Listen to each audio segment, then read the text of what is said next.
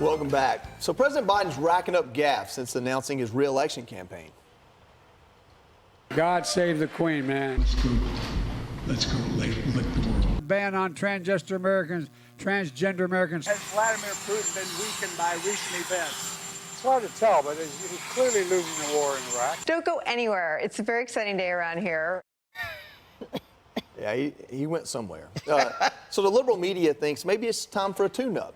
A new Politico piece arguing why Democrats should primary Biden. Quote, President Joe Biden needs a primary opponent who can prepare him for the 2024 general election. Somebody who can make him prove that he can still run the traps and beat whichever Republican he faces. Biden already has Democrat challengers like RFK Jr. and Marianne Williamson, but they've got some other names in mind, like Gavin Newsom, Beto O'Rourke, and Elizabeth Warren. As the piece puts it, quote, just as any heavyweight under the age of 75 with the pugilistic skills to put the current champion through a hammering 12 rounds. Tom, I know you're a big boxing fan. You know, you're big on that. I'm a pugilist. Tell me about this idea that maybe RFK Jr. isn't that person. Like, I don't understand that. I mean, he is that person. They want to ignore him, though. They're pretending he's not a competitor. They're faking his numbers. I remember this last poll. They came out and he said he had 1.5% in New York. They fudged those numbers. He's got a lot of support out there, and he doesn't have just support on the left. He has a lot of freedom-loving people on the right who kind of like some of what he has to say as well. But I agree with this, the premise of the article, that it makes you stronger. I remember when I was a kid and Ted Kennedy ran against Jimmy Carter. And then Jimmy Carter defeated him, and then he becomes more powerful as a result. And then Ted Kennedy has to suck it up at the convention and say, I support the president. And so, you know, if you win and you win against a tough opponent, it's going to make you stronger. So in that way, I agree with that. Kellyanne, we talk about polls. One of the things that always doesn't sit well with me is that Democrats love to point out that President Trump was basically, you know, there was no primary, no debates for him going into 2020. But what they always seem to overlook, and I've got one poll here I can quote, it isn't quite a direct parallel, but President Trump never had under, I think, 94% approval rating from Republicans. President Biden struggles with that. 68% of registered voters have a major to moderate concern about Biden having the necessary mental and physical health to be president. So I don't think those are very easily compared. That's even worse than an approval rating, because that is a direct indictment of his ability to do the job, to function mentally and physically. And that's a mainstream media poll that came from ABC last month. Joey, first of all, I don't think these are gaffes. I think this is Joe Biden. I think he mumbles, stumbles, and bumbles through the presidency. Everybody sees it. Yeah. And I think pieces like this, I would call them Operation Oust Kamala. I'd be very worried if I were her. Her approval ratings are at an all-time low. It is not racism and sexism. It is eyesight and hearing. We're paying attention to her. She inspires no confidence. She displays no competence. She doesn't seem to even want to do this job. She has shed over 23 or 25 senior staffers. Imagine that you're working for the first female vice president of color, and you don't want that job anymore. They basically all left, including if not especially the communications directors. But here's the problem with the whole premise. He's not going to get a primary competitor if he doesn't have primary debates. The head of the DNC, who's never really around, but he popped up to say, Jamie Harrison, to say there will be no debates. Competition in 2020 helped Joe Biden because he was way below in the pack. He didn't win Iowa, he didn't win New Hampshire. Competition would hurt him in 2024, but it's helping Trump. For all the talk about Trump is dead in the water after the midterms, he's not electable.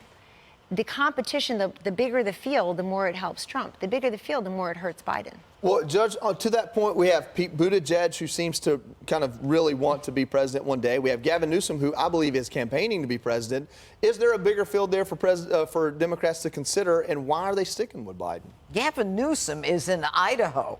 Okay, Gavin Newsom is proposing gun control amendments to the Constitution. Gavin Newsom already has his game plan out there. You know, he's got his hair slicked back and he's thrown his jacket over his shoulder. I mean, he's got the whole thing down. down.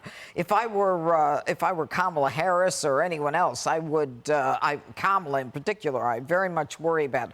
Look, as far as Buttigieg goes, the guy's been a failure. Everybody knows it. All you have to do is go to an airport. All you have to do is think about Palestine, Ohio. The guy can't even show up. I don't know who's blowing smoke in his ears or telling him that he's got any shot at being the president. But as for Joe Biden, look, the bottom line is this. Everybody knows Joe Biden has severe limitations. Everybody knows the guy's 80 years old. He'll be 82 if he's elected president again. And, you know, his limitations are very serious. She is a heartbeat away from being president. The two of them are a disaster. And I think that it's good for the Democrat Party to stop being so dictatorial, totalitarian with themselves as they were with the rest of the country when they had to lock us down and tell us to do this and tell us what to eat and tell us who can live in terms of cows got to go. You can't have a hamburger. I'm sick of all of them telling us what to do.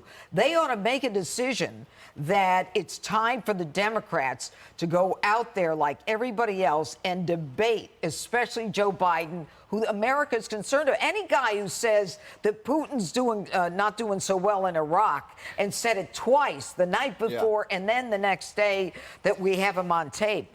This guy is not capable of being the president. He's got a lot of transgender support, Richard, though. are articles like this political article and things like Gavin Newsom out campaigning the way he is, are those evidence that the Democrat Party is looking at this option, or is this much to do about nothing? I think it's much to do with nothing. I think it's clear that the author of this piece is probably not in the room because I think any of those individuals are probably in mock debates with the president before he debates likely Donald Trump, the GOP nominee. You're saying the ones they called and said could there's mock debates all the time. Kellyanne Conway's been in them. I've been in them where you bring two candidates come in and you mock this debate before they go to the real debate on the stage. And it's very clear that whoever the GOP nominee is, Joe Biden will debate them. But look, I think you have to look at the president's overall record, right? And Kellyanne Conway would also tell you that for weeks and weeks and weeks, Donald Trump tried to get an infrastructure bill passed. Joe Biden happened to get it done. And being objectively, any president, whether it was Donald Trump, whether it was Barack Obama in their first term, they would have killed for Joe Biden's legislative record. And he has it. We've got to wrap this up. I'll agree with you that he's been very successful at getting things passed, but the result of those things are not trillions of dollars popular. So that's what you have to look at. All right. Up next, millions of Americans are furious with Twitter CEO Elon Musk. What the billionaire bad boy just did that just got everybody upset. I'm Steve Doocy. I'm Brian Kilmeade. And I'm Ainsley Earhart. And click here to subscribe to the Fox News YouTube page to catch our hottest interviews and most compelling analysis.